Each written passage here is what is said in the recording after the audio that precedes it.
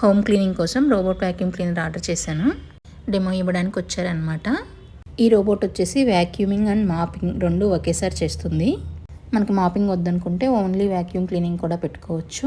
Robot vacuum cleaner తీసుకునేటప్పుడు మనం first చూసుకోవాల్సిన విషయం ఏంటంటే దాని సక్షన్ పవర్ ఎంత ఉందని చూసుకోవాలన్నమాట.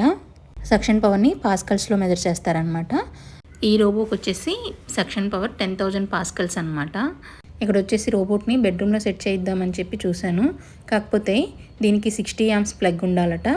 60 amps ప్లగ్ లివింగ్ రూమ్లోనే ఉండింది. సో అక్కడే సెట్ చేయించాను. రోబోని ఆపరేట్ చేయాలంటే ఫస్ట్ మన మొబైల్లో యాప్ని ఇన్స్టాల్ చేసుకోవాలి.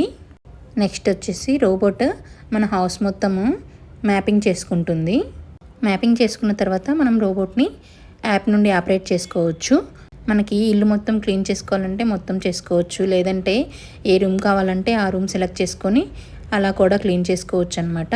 అంతేకాదు పర్టికులర్ ఏరియా వరకే మనం క్లీన్ చేయాలనుకున్నా కూడా అలా కూడా చేసుకోవచ్చు. నేను తీసుకున్న రోబోట్లో ఆటో ఎంటీ స్టేషన్ కూడా ఉందన్నమాట.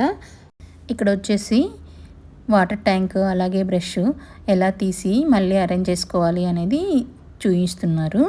ఇతను డెమో మాత్రం చాలా క్లారిటీగా చెప్పారు. ఇది వచ్చేసి mopping pad. Robot vacuum cleaner గురించి ఇంకా డీటెయిల్డ్ ఇన్ఫర్మేషన్ కావాలంటే కమెంట్ సెక్షన్లో కమెంట్ చేయండి. లాంగ్ వీడియో పోస్ట్ చేస్తాను.